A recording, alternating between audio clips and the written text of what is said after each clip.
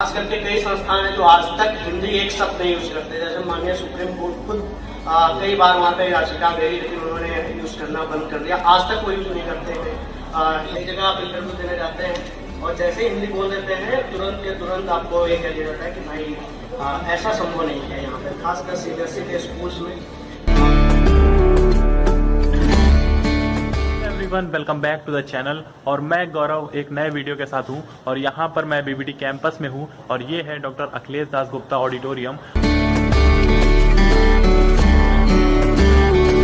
और यहाँ पर एक 2 दिन की वर्कशॉप हो रही है जो कि एमएचआरडी और कॉलेज के कोलैबोरेशन से हो रही है। और इसका जो थीम है वो है जो तकनीकी शिक्षा है उसमें भारतीय भाषाओं का क्या महत्व है, वो एक थीम है यहाँ पर। तो उसको भी अभी मैं दिखाऊंगा।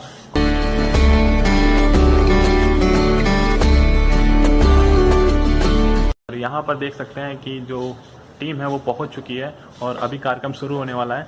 तो अभी दिखाते हैं वीडियो में सीन्स को और एंजॉय करिएगा पूरी वीडियो को। वीडियो पसंद आए तो लाइक और शेयर कर दीजिएगा।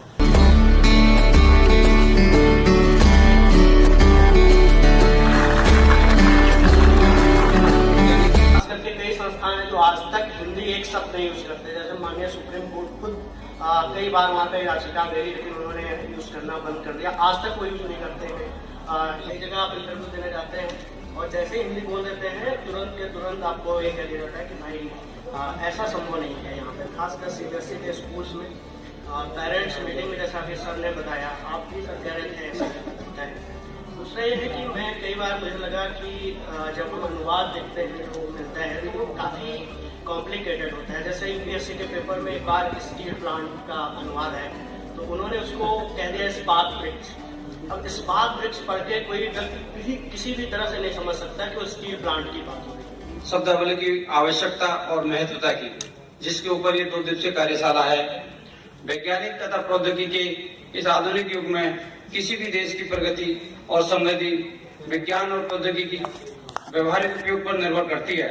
मैं हमारे विशिष्ट अतिथि इंजीनियर मोहनलाल मीणा जी का भी एक बार फिर से हार्दिक अभिनंदन करता हूँ।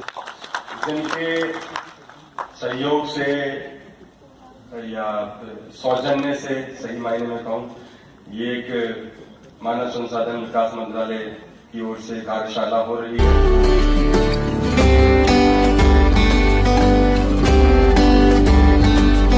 कार्य प्रगति पर कहीं नहीं लिखा हुआ काम चल रहा है। कार्य प्रगति पर क्यों है? Because we are colonised by the British idea of English. Progress शब्द को हमने एग्जैक्टली ट्रांसलेट करने की कोशिश किया।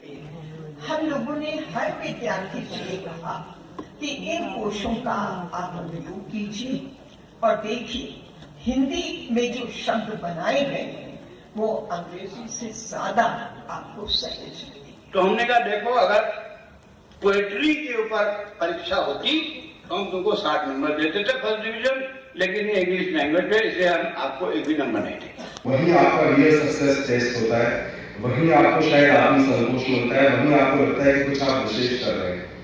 और उस सेंस में ये टॉपिक बहुत इंपॉर्टेंट है। मैं शायद इन भावनाओं को शब्द दे रहा हूँ जो आप में भी कहीं ना कहीं है। आयोग के सहायक निदेशक, जिनकी वजह से इस अच्छी कार्यशाला का लाभ हम सब ने लिया और हम सब ले सकेंगे आने वाले दिनों में तकनीकी शिक्षा में। माननीय श्री इंजीनियर मोहनलाल मीणा सर आपका बहुत धन्यवाद है, बहुत धन्यवाद है। आपने हमारी संस्था को इस कार्य के लिए चूज किया हमारे निदेशक सर के अनुरोध पे, और इतनी अच्छी कार्यशाला यहाँ हुई जिसका लाभ अभी आने वाले समय में आपको भी दिखेगा कि तकनीकी शिक्षा में, क्योंकि ये ग्रुप एक बहुत बड़ा ग्रुप है।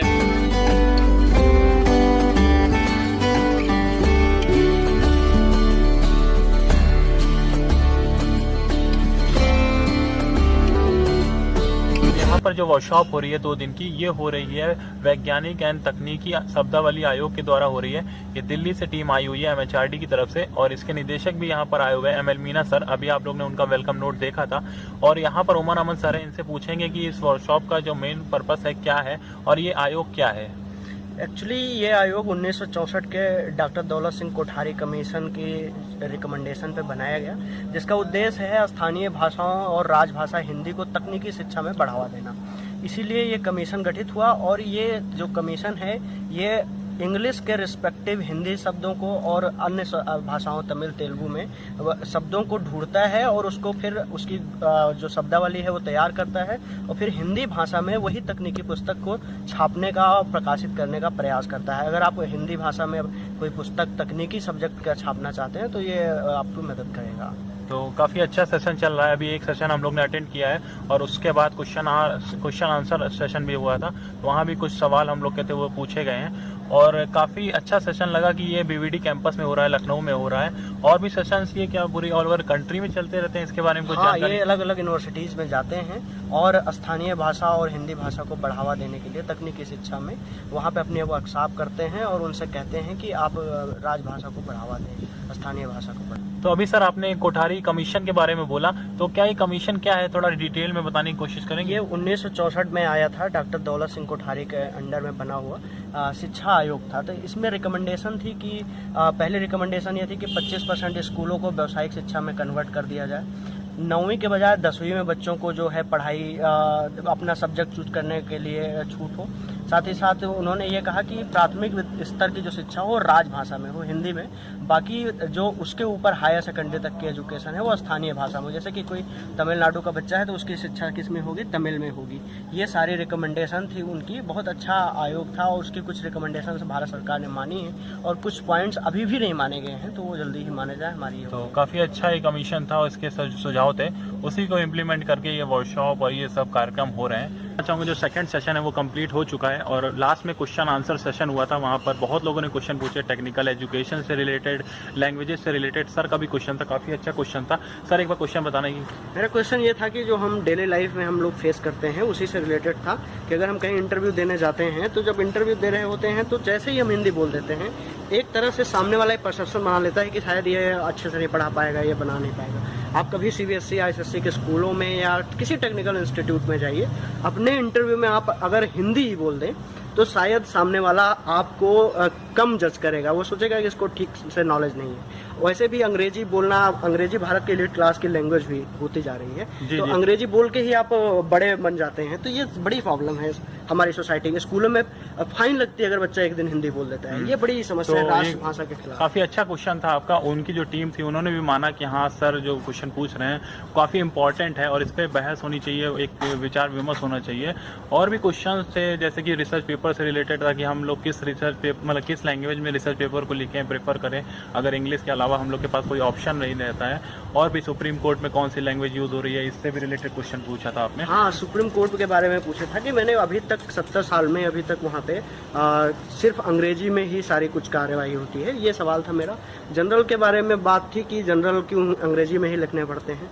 कुछ एक लोगों ने लंबी लड़ाई लड़ी, श्याम रुद्र पाठक जी का बड़ा नाम है इस क्षेत्र में, तो उसके बाद उन्होंने हिंदी में अपना जनरल प्रकाशित किया, लेकिन भारी कीमत भी चुकानी पड़ी उन्हें। तो आप लिख सकते हैं आप हिंदी में जनरल, लेकिन उन्होंने भी बोला कि अगर जैसे कि कोई आदमी जिद पे आ जाता है या फिर बोलता है कि हमको हिंदी में ही फाइल करना है तो वो यूज कर सकता है, लेकिन मेजोरिटी जो रहती है वो इंग्लिश की रहती है, तो मोस्ट प्रोबेबली सब लोग वही लैंग्वेज फॉलो करने लगते हैं। चीजें बदली हैं लेकिन उस गति से नहीं बदली जितना हम उम्मीद करते हैं। ये वर्कशॉप भी जो हो रही है टेक्निकल एजुकेशन में हिंदी को या फिर रीजनल लैंग्वेज को बढ़ावा देने के लिए हो रही है, तो काफी अच्छी पहल है और ये बताया जा रहा है कि ये पूरे ऑल ओवर इंडिया में इस तरह की वर्कशॉप होती रहती है।